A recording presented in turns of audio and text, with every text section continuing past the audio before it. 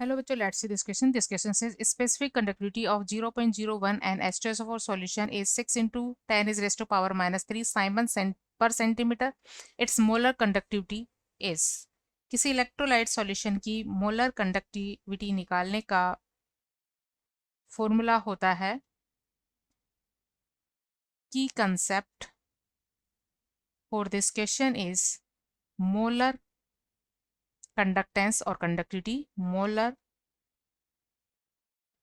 Conductivity जिसे हम lambda M से रिप्रेजेंट करते हैं, इसे निकालने का फॉर्मूला है स्मॉल के, जिसे हम स्पेसिफिक कंडक्टिविटी को रिप्रेजेंट करते हैं into 1000 upon M. M is the molarity of the solution. This is molarity of solution. So given question में स्पेसिफिक कंडक्टिविटी दी हुई है और सॉल्यूशन की नॉर्मलिटी गिवन है, स्पेसिफिक कंडक्टिविटी गिवन है, देन इट्स मोलर कंडक्टिविटी को कैलकुलेट करेंगे. तो फर्स्ट हम यहाँ मोलरिटी ऑफ सॉल्यूशन कैलकुलेट करेंगे और मोलरिटी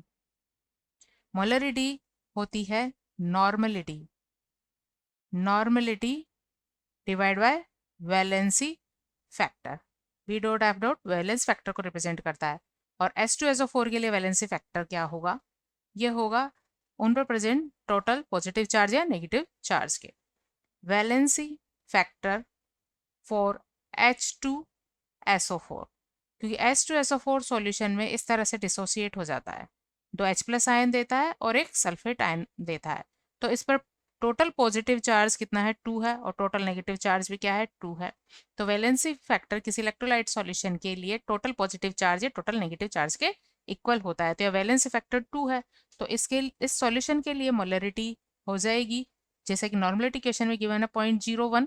वैलेंसी फैक्टर कितना है? 2 है. तो m की वेल्यू हम इस इक्वेशन में पुट करेंगे और लैम्डा m वैल्यू को कैलकुलेट कर लेंगे. तो k की वैल्यू जैसा कि सॉल्यूशन में गिवन है 6 into 10 is raised to power minus 3 Simon per centimeter into 1000 upon molarity की वैल्यू है 0.01 डिवाइड बाई 2 और डिवाइड बाई 2 करेंगे तो ये 2 ऊपर चला जाएगा, न्यूमरेटर बन जाएगा और इसे सॉल्व करने पर ये वैल्यू आ जाती है 1200 Simon centimetre square per mole. So molar conductivity of H2SO4 solution is 1200 Simon centimeter square per mole. Hope you understood it well. Best of luck.